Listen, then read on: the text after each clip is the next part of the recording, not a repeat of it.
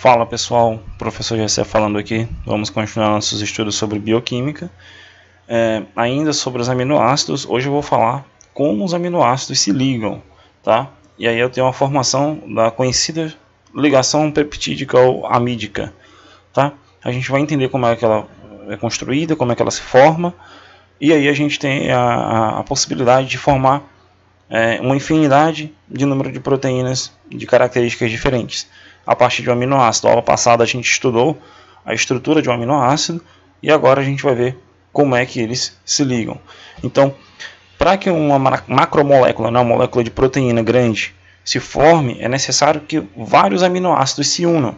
Tá? Vários aminoácidos eles vão ter que ter uma certa formação de ligações químicas para formar uma molécula maior. Né? Uma molécula de aminoácido é como se fosse um monômero, é uma moléculazinha pequena, um pequeno tijolo para a formação de um muro muito grande, que é a conhecida proteína, né? Que é também conhecida como um polímero sintético. A gente pode fazer essa analogia, tá bom? Então, a gente está vendo aqui nessa imagem a molécula de proteína de insulina, né? A insulina é uma proteína. E aí a gente consegue ver duas camadas, né? A gente tem essa primeira camada aqui, ó, enorme, essa cauda colorida que eu tenho aqui com essas iniciais, que são as iniciais dos aminoácidos. Eles estão lateralmente, né, vizinhos aqui, e estão unidos por ligações químicas, né? E eu tenho essa outra aqui, né, essa outra cauda enorme também, que forma a proteína. Então tudo isso daqui é uma macromolécula, você vê que é uma molécula muito grande, tá? E aí ela também, essa cauda, ela é interligada por ligações com enxofre, né? São chamadas pontes de enxofre. Bem parecido com aquelas pontes que a gente vê na vulcanização da borracha. Mas aqui está aplicada às moléculas de proteína. Então, como é que esses aminoácidos se ligam? Como é que acontece essa reação? Né? Sempre da mesma maneira.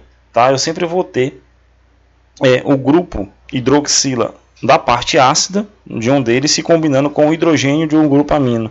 Tá bom? De um outro. Por exemplo, aqui eu tenho um grupo carboxilo, né, desse aminoácido. Né? Eu tenho aqui o grupo carboxilo, eu tenho um grupo amino aqui. Normalmente você vê ele aqui embaixo, o R aqui na lateral, né, aqui também como se fosse um hidrogênio. Mas aqui a gente tem a parte ácida, que é o que interessa a gente. Então, a parte ácida vai ter essa hidroxila e ela vai reagir com a parte do grupo amino de outro aminoácido. Né? Nunca é uma parte ácida, a parte de um grupo carboxilo com outro, não. É sempre um grupo carboxilo, né, entrando em contato com o grupo amino de outro aminoácido. Então sempre vai ter a união desses dois setores dentro da molécula. Tá? A parte ácida, como a gente viu na aula passada, é a parte básica. Né? E aqui eles vão sofrer uma reação chamada reação de condensação. Né? O aminoácido, eles são vizinhos, então eles vão eliminar uma molécula de água. Né? É a conhecida reação chamada de reação de condensação. A hidroxila aqui vai sair, galera. O hidrogênio também, eles vão ser eliminados e vão formar água aqui, ó, no final. E aí esse nitrogênio se liga com esse carbono, tá? E aí eles formam essa molécula grandona aqui, tá bom? Eu tenho aqui o grupo amino, né, o grupo carboxilo ligado, tá? Ligando, e aí eu formo essa nova ligação. Antes tinha um hidroxilo e um hidrogênio, agora não. Tem um carbono ligado com o nitrogênio. Isso é bem simples de a gente fazer. É um jogo de quebra-cabeça. Então, essa ligação que se formou aqui entre o carbono e o nitrogênio é chamada de ligação peptídica ou amídica. Tá? Quando eu tenho apenas dois aminoácidos, eu vou ter a formação de um dipeptídeo. Tá? Por exemplo, se eu tivesse 3 aminoácidos, tripeptídeo. Se eu tenho de 3, né, para frente, 4, 5, 6 milhões de aminoácidos unidos, eu tenho um polipeptídeo. Tá bom? Os grandes polipeptídeos, né, que encontramos na natureza com massa molecular acima de 5.700 são chamados aminoácidos, né, acima de 5.700 unidades de massa atômica, com massa molecular enorme. Tá bom? Então, a reação de formação é sempre dessa forma: o grupo carboxílico de um aminoácido com o grupo amino de outro, eliminando água. A reação é considerada chamada de condensação. Tá? É uma reação como se fosse de desidratação, né? O grupo ácido e o grupo básico aqui reagindo. Aqui eu tenho um exemplo, a glicina e a isoleucina. Então eu tenho aqui o grupo amino da isoleucina e o grupo carboxílico da glicina, que é o menor aminoácido possível, né, que a gente viu na aula passada.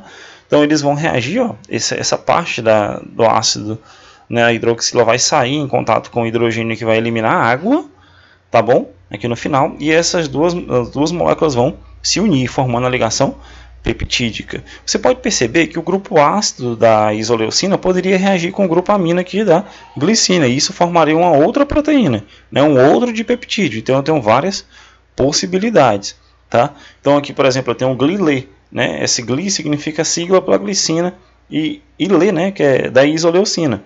Então a esquerda, né, do aminoácido que manteve o contato com o grupo amino intacto, né, esse grupo amino aqui fica intacto, mas essa reação pode continuar acontecendo, assim como se fosse uma reação de polimerização, tá?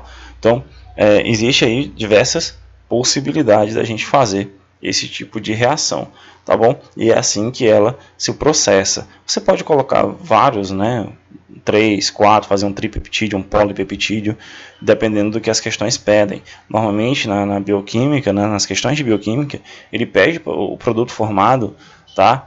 Que tipo de substância elimina nesse processo reacional, onde está localizada a ligação peptídica, tá? Que é simplesmente essa ligação entre o carbono e o nitrogênio dentro da união desses dois ou mais aminoácidos, tá bom? Então essa é uma reação que se processa, ela acaba continuando, e a gente tem a possibilidade de fazer muitos e muitos tipos de proteína, né? Na natureza existe a sintetização de como eu tenho 20 aminoácidos, né? Só os que a gente precisa são 20, né? Imagine quantas possibilidades eu tenho de formar diversos tipos de proteína a partir desses aminoácidos que existem na natureza, tá bom? Então, galera, essa é a formação da proteína, tá? A junção desses aminoácidos formam aí a ligação peptídica e formam os dipeptídeos, tripeptídeos, polipeptídeos, massa molecular acima de 5.700 gramas por mol, né? A gente tem a formação das proteínas, tá bom? Mas esse aqui é o princípio básico para a formação de uma proteína, tá? A formação de várias ligações peptídicas